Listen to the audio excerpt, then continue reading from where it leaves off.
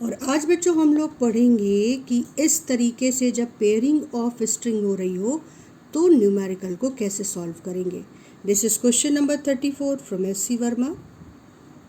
Find acceleration of block A and B. ठीक, सबसे पहले हम फोर्सेस लगाएंगे ध्यान से। इसको ग्रेविटेशनल पुल नीचे की ओर खींचेगा विद 5G फोर्स। तो ये ब्लॉक इस पुली को नीचे की ओर खींचेगा, वो फोर्स हम यहाँ दिखाएंगे, tension force T dash of this string. अब इस ब्लॉक ने पुली को नीचे खींचा स्ट्रिंग के थ्रू, तो ये पुली ब्लॉक को ऊपर खींचेगी स्ट्रिंग के through with the force T dash. तो इस ब्लॉक पर दो फोर्सेस लग गए, T डैश एंड 5G। फटाफट इन फोर्सेस को लगा लेंगे। उसके बाद ध्यान करो कि ये पुली मासलेस है। अब T डैश नीचे की ओर इस पुली को नीचे चलाने की कोशिश करेगा, क्योंकि ये ब्लॉक नीचे जाने की कोशिश करेगा तो ये पुली को नीचे की ओर खींचेगा। तो जब पुली नीचे की ओर खींचेगी तो वो स्ट्रिंग्स को नीचे खींचेगी, स्ट्रिंग्स को पुली नीचे खींचेगी तो स्ट्रिंग पुली को ऊपर खींचेगी एज अ रिएक्शन। तो पुली को ये दोनों स्ट्रिंग्स भी एक फोर्स टेंशन यहाँ और एक फोर्स टेंशन यहाँ लगाएंगी। अब देखो, ये वाली जो स्ट्रिंग है ये इस पुली से होते हुए यहाँ कनेक्टेड है, ये एक स्ट्रिंग है और ये दूसरी स्ट्रिंग है। तो जब हम यहाँ टेंशन फोर्स लगाएंगे तो इस पुली में, इस स्ट्रिंग में tension force through out same रहेगा, लेकिन ये टेंशन फोर्स इस टेंशन फोर्स से डिफरेंट होगा। तो अब इस पुली को देखो, ये मासलेस पुली है, ये बार बार हमको बैक ऑफ द माइंड रखना है, पर इस पे दो फोर्सेस ऊपर की ओर और एक फोर्स नीचे की ओर लग रहा है। इस ब्लॉक पर एक फोर्स ऊपर की ओर और एक फोर्स नीचे की ओर लग रहा है। अब आगे बढ़ते हैं। ये ब्लॉक जब नीचे जाएगा तो ये इस पुली को नीचे खींचेगा। जब पुली नीचे खींचेगी तो देखो, ये एंड फिक्स है, ये लेंथ चेंज नहीं हो सकती, लेकिन ये ब्लॉक स्मूथ सरफेस पे रखा है और ये चलने के लिए फ्री है। तो जब ये पुली नीचे की ओर बढ़ेगी तो ये ब्लॉक को आगे खींचेगी, तो ये पूरा सिस्टम नीचे जाएगा और ये ब्लॉक आगे बढ़ेगा। अब हमें डिसाइड करना है कि ये दोनों सेम एक्सेलरेशन से चलेंगे या अलग अलग।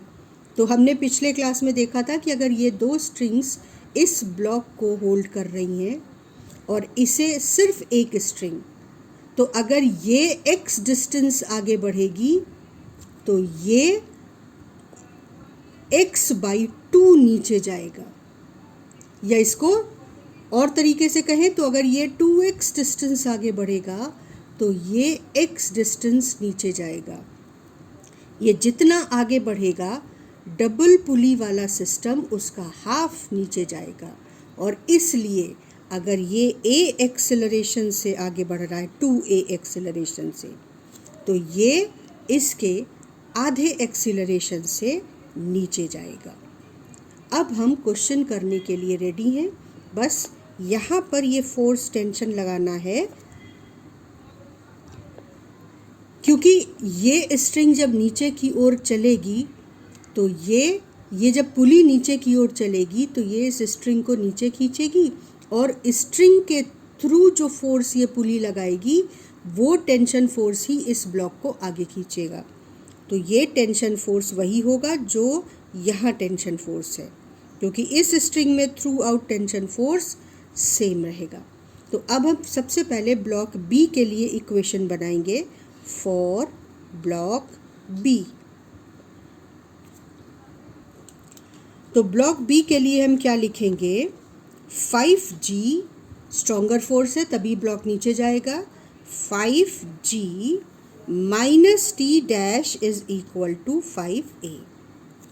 ठीक, अब इस पुली के लिए देखो, इस पुली पे एक फोर्स नीचे लग रहा है और दो फोर्सेस ऊपर लग रहे हैं, पुली नीचे जा रही है।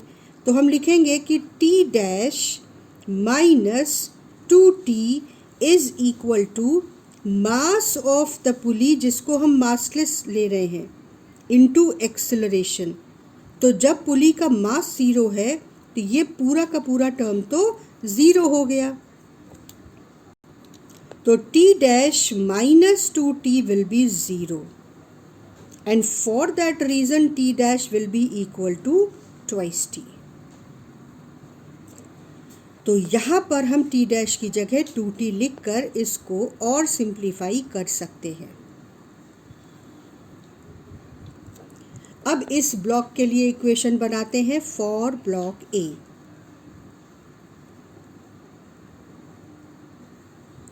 ए पर सिर्फ एक फोर्स लग रहा है टी आगे की ओर, जो इसको एक्सेलरेशन दे रहा है 2a। तो यहाँ पर हम लिखेंगे t is equal to 2 into 2a। t is equal to 2 into 2a। तो t is equal to 4a। ये वैल्यू उठाकर यहाँ रख दें तो एक्सेलरेशन हमें मिल जाएगा। तो इसको यहाँ पर रखेंगे तो 5g यानी 5 into 10 minus 2 into 4a is equal to 5a। ये हो गया 50 minus 8a is equal to 5a। तो 50 इज इक्वल टू 13a। तो a is equal to 50 upon 13 या 5 इंटू 10 अपॉन 13 और 5g upon 13 in downward direction।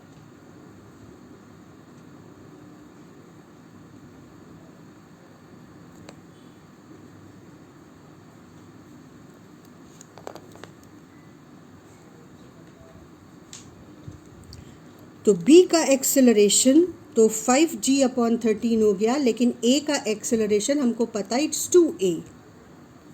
So we will write acceleration of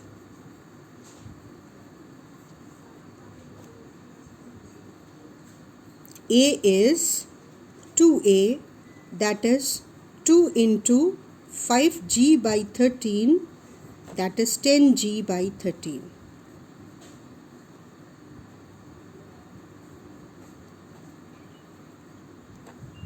So this is answer of question and we need to note the diagram, the forces and all the steps। ये question number 25 है HC Verma का, simple question है। इसमें 2 blocks inclined plane पे रखे हुए हैं और 3 मीटर की ये साइड है, 4 मीटर की ये साइड है और 5 मीटर की ये साइड है।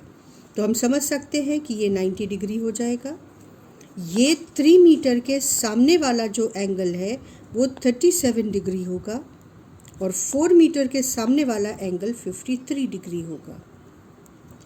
अब यहाँ पर सॉल्व करने से पहले हमको फोर्सेस रिजॉल्व करने पड़ेंगे, क्योंकि वर्टिकली डाउनवर्ड डायरेक्शन में लगेगा इसका वेट या ग्रेविटेशनल पुल और इसका वेट या ग्रेविटेशनल पुल। लेकिन ब्लॉक्स इंक्लाइंड प्लेन की सरफेस के अलोंग मूव करेंगे, तो हमें वो फोर्सेस चाहिए जो इंक्लाइंड प्लेन की सरफेस के अलोंग है। यहाँ ध्यान रखना है कि ये सारी सरफेसेस फ्रिक्शनलेस हैं, स्मूथ हैं। स्ट्रिंग्स मासलेस हैं, पुलीज मासलेस हैं। तो जब हम इसे रिजॉल्व करेंगे तो हम इसका एक कंपोनेंट अलोंग द प्लेन लेंगे और दूसरा component obviously perpendicular to the inclined plane हो जाएगा। सिमिलरली इसका भी एक कंपोनेंट अलोंग द प्लेन होगा और दूसरा परपेंडिकुलर टू द प्लेन। अब क्योंकि सरफेसेस स्मूथ है तो जो परपेंडिकुलर कंपोनेंट है वो इस मोशन को किसी भी तरह से अफेक्ट नहीं कर सकता, तो इसको हम कंसीडर नहीं करेंगे। हम सिर्फ इन दोनों फोर्सेस को ही कंसीडर करेंगे। तो once we resolve the forces, this force is for our calculation. तो इन दोनों फोर्सेस को हम डायग्राम में अगर अभी फॉर द टाइम बीइंग ना देखें तो ज़्यादा क्लियर हमको समझ में आएगा। अब कंपोनेंट देख लेते हैं। जब हम इस 1G को रिजॉल्व करेंगे तो ये और ये दो कंपोनेंट होंगे। अब इस छोटे से ट्रायंगल में देखो, ये एंगल 53, ये 90, तो ये 90 माइनस 53 होगा और ये दोनों आपस में 90 डिग्री पर हैं, तो ये वाला एंगल 53 हो जाएगा। तो अलोंग द प्लेन जो कंपोनेंट होगा वो mg sin 53 होगा और ये वाला कंपोनेंट mg cos 53 होगा। तो यहाँ पर हम लिख सकते हैं 1g sin 53 और सेम लॉजिक से ये वाला कंपोनेंट हो जाएगा 1g sin 37। अब वैसे तो हम इस अरेंजमेंट में किसी भी ब्लॉक को चलता मान सकते हैं और दूसरे ब्लॉक का एक्सेलरेशन अकॉर्डिंगली डायरेक्शन देख लेंगे। आंसर में अपने आप करेक्ट होकर आंसर आ जाएगा। फिर भी यहाँ इजी है एनालिसिस, तो हम देखें कि ये ज़्यादा स्लोप है और ये कम स्लोप है, तो ये वाला ब्लॉक नीचे जाएगा और ये वाला ब्लॉक ऊपर आएगा। तो अगर ये वाला ब्लॉक a एक्सेलरेशन से नीचे जाएगा तो ये वाला ब्लॉक a एक्सेलरेशन से ऊपर आएगा, क्योंकि दोनों ही सिंगल स्ट्रिंग से कनेक्टेड हैं। तो हम इसकी इक्वेशन लिखेंगे। जब ये नीचे जाएगा तो ये स्ट्रिंग के थ्रू इसे पुल करेगा, तो इस पर टेंशन फोर्स लगेगा T, और जब ये इसे ऊपर पुल करेगा तो ये इसको ऑपोजिट डायरेक्शन में स्ट्रिंग के थ्रू पुल करेगा, तो इसे भी टेंशन फोर्स T एक्सपीरियंस होगा। तो इसकी इक्वेशन हो जाएगी G sin 53 minus T is equal to G 1A और इसकी इक्वेशन हो जाएगी G sin 37 will be subtracted from T, क्योंकि ये ऊपर जाएगा, तो T minus G sin 37 is equal to A। अब sin 53 कितना हो जाएगा देखो, perpendicular upon hypotenuse, that is 4/5, तो G sin 53 हो जाएगा 4/5 minus T is equal to A। और यहाँ पर देखो sin 37 हो जाएगा perpendicular upon hypotenuse, that is T minus G 3/5 is equal to A। यहाँ पर T की वैल्यू हम लिख सकते हैं, G को 10 ले लें तो 5 और 10, ये 2 इंटू 4 8 हो जाएगा, तो T को ले सकते हैं 8 माइनस A, और यहाँ पर T को ले सकते हैं 5 और 10, तो 2 इंटू 3 6, यानी 6 प्लस A। तो T की वैल्यू यहाँ से उठाकर यहाँ रख दी, 6 plus A is equal to 8 minus A, so 8 minus 6 can be written as minus 2A, or 2 is equal to minus 2A, so A is equal to minus 1 meter per second square। Minus sign दिखा रहा है कि जो direction हमने motion की मानी थी, direction of motion actually उसकी ठीक उल्टी है, यानी ये ऊपर जा रहा है और ये ब्लॉक नीचे आ रहा है।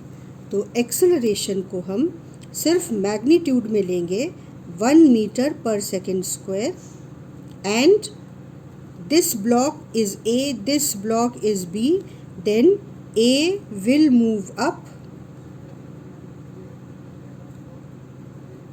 and B will move down।